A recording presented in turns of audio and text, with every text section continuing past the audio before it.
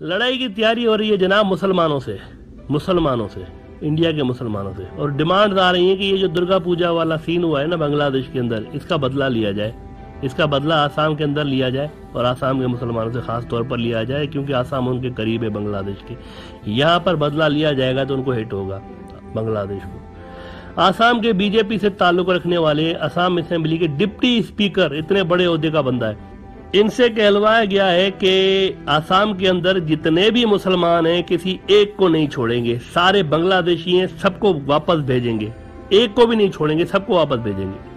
अब ये डेलिबरेटली कहलवाया गया उनसे। लेट अस टेल यू, ये दुर्गा पूजा वाले चंद दिनों के बाद, ये जो वाकया हुआ इसके चंद दिनों के बाद डेलिबरेटली कहलवाया गया। बांग्लादेश को प्रेशराइज करने की कोशिश की जा रही है कि तुम वहां पर हिंदुओं के साथ ये कर रहे हो, हम आसाम के अंदर मुसलमानों के साथ ये करेंगे।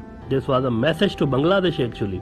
अच्छा, ये तो एक चीज हो गई ना, बांग्लादेश के अंदरूनी मामलात में इंडिया इंटरफेयर कर रहा है, बहुत ज्यादा इंटरफेयर करने लगा है, लेकिन अफसोस की बात यह कि अभी तक ऑफिशियली कंप्लेन नहीं की गई इंडिया के साथ। इस कदर इंटरफेरेंस के बावजूद इंडियन हाई कमिश्नर ने बांग्लादेश के अंदरूनी मामलात में इंटरफेयर करते हुए बांग्लादेश की हिंदू कम्युनिटी के डेलीगेशन से मुलाकात की है, और ये मुलाकात हाई लेवल से आए हुए हुक्म पे हुई है। इंडिया से एक बड़े आला तरीन लेवल से एक हुक्म आया है कि तुम इनसे मिलो, और ये हाई कमिश्नर साहब मिले हैं। नाउ ना तो इंडिया को ये हक हासिल है कि वो वेस्ट बंगाल के इलेक्शंस के वक्त इंडिया का प्रधानमंत्री वहां से आता है, बांग्लादेश की माटुआ कम्युनिटी से मिलता है जो माइनॉरिटी है, उनसे मुलाकात करके अपने इलेक्शन कैंपेन के लिए वो उनसे मुलाकात कर रहा होता है। This is violation of Bangladesh sovereignty, उस वक्त हुई थी। अब ये दूसरी वायोलेशन ये हो रही है कि हाई कमिश्नर बांग्लादेश की माइनॉरिटीज से मिल रहा है, यानी आप वहां की माइनॉरिटीज को अपनी सियासी मकासद के लिए इस्तेमाल कर रहे हैं, बांग्लादेश की माइनॉरिटीज को। और अब जबकि यूपी के अंदर इलेक्शन होने वाले हैं तो हाई कमिश्नर मिल रहा है। पहले जब वेस्ट बंगाल में हो रहे थे तो मोदी साहब मिले थे माटवा कम्युनिटी से, अब यूपी में इलेक्शन होने वाले हैं तो इंडिया का हाई कमिश्नर मिल रहा है बांग्लादेश की माइनॉरिटी से। क्यों? ये इंडियन तो नहीं है ना, जिनसे आप मिल रहे हैं इंडियन तो नहीं है ना, बांग्लादेशी शहरी है ना, फिर किस हिसाब से इंडियन हाई कमिश्नर इनसे यूं मुलाकातें करता फिर रहा है भाई? इसकी एक्सप्लेनेशन बांग्लादेश को इंडिया से मांगनी चाहिए कि भाई आपका क्या ताल्लुक है इस मामले में, आप क्यों हमारे सिटीजन से मिलते रहे और क्यों मिल रहे हैं आप उनसे? ये हमारे सिटीजन है, आप क्यों मिल रहे हैं, किस हिसाब से मिल रहे हैं? देखें, कश्मीर जो है ना, इंडिया पाकिस्तान के बीच यूनाइटेड नेशंस की रेजोल्यूशंस के तहत एक डिस्प्यूटेड इलाका है। यूनाइटेड नेशंस पूरी दुनिया मानता है, कई रेजोल्यूशंस पड़ी है इस पे, उन रेजोल्यूशंस में लिखा हुआ है कि ये डिस्प्यूटेड इलाका है और इसका फैसला होना बाकी है।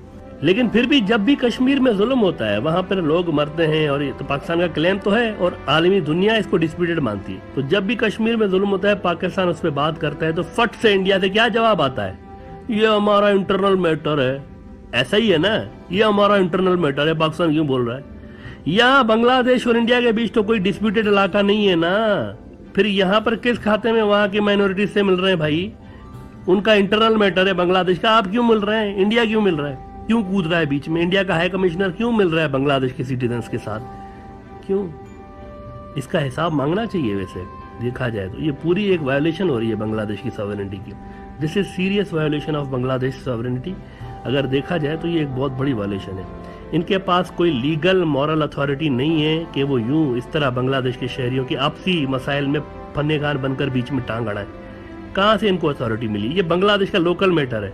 These people are not Indian citizens, they are Bangladeshi citizens. So Indian commissioner should have avoided this meeting.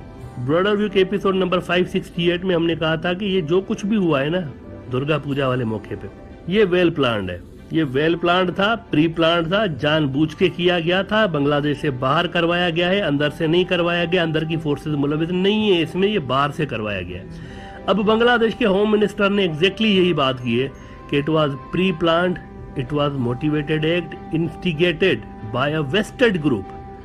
अच्छा, अहम बात है कि बांग्लादेश के होम मिनिस्टर ने उस ग्रुप का नाम नहीं लिया। नाम लेना चाहिए था, नाम लेना चाहिए था मीडिया में, कौन सा ग्रुप है, किस तरफ इशारा है, वो इन्होंने नहीं लिया। लेकिन इशारों का नारों में पब्लिक को बात बता दी है कि कौन सा ग्रुप हो सकता है। लेकिन गालिबन जहां तक हम समझ रहे हैं आरएसएस की तरफ और उससे जुड़े जो ग्रुप हैं उनकी तरफ उनका इशारा था।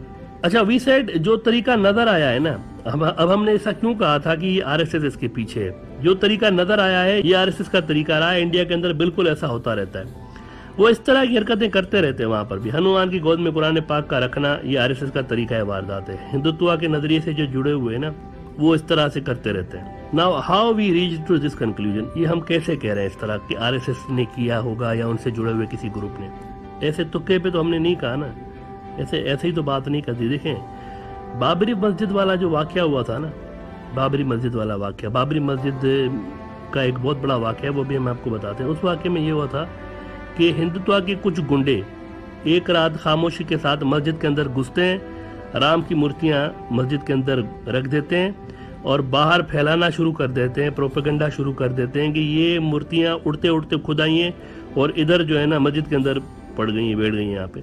तो ये निशान है असल में। राम कह रहा है कि यहाँ मस्जिद गिराओ और मंदिर बनाओ, मैं यहाँ पे पैदा हुआ था, तो ये निशान है उनकी तरफ से।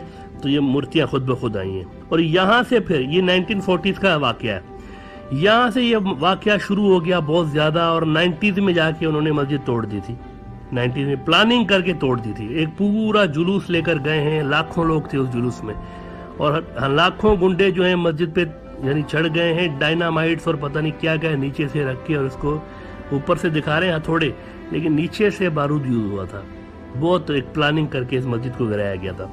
यहाँ भी आप देखें क्या हुआ है बांग्लादेश के अंदर। अचानक से खामोशी के साथ रात के टाइम कोई आरएसएस टाइप गुंडा आया है या गुंडे आए हैं, इन्होंने कुरान पाक को मूर्ति की गोद में रखा है खामोशी के साथ। ऐसे ही बिल्कुल वही तरीका है वारदात है जो हिंदुत्व के गुंडों का रहा जाता है। खामोशी से आए हैं, कुरान पाक रखा है, फोटो निकाला है। फोटो क्यों निकाला है? प्रोपेगेंडा करने के लिए फोटो निकाला है, और उस फोटो को बाद में वायरल भी किया गया। कहा जा रहा है ये फोटो पुराना है, पुराना हो या नया हो, लेकिन सवाल ये है कि ये हुआ क्यों, वहां पर कुरान मजीद क्या कर रहा था। ये इस मसले की जड़ है, बुनियाद ये है कि वहां पर किसने लाया और क्यों लाया, ये इम्पोर्टेंट है। और यकीनी तौर पर बांग्लादेश की लॉ एनफोर्समेंट एजेंसीज और वहाँ की जो इंटेलिजेंस है उनको अब तक तो पता चल चुका होगा कि ये किसने किया है।